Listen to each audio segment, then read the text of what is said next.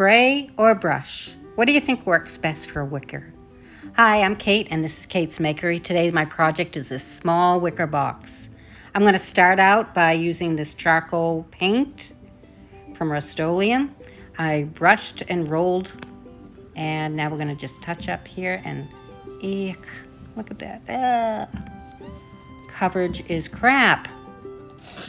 So yes, I ended up using the spray. I'm just doing a finishing touch here on that corner, and look at the coverage. So definitely spray works better for wicker. Whether you have a machine, whether you have a can like this Rust-Oleum, it's called black with a hammered finish. This is perfection.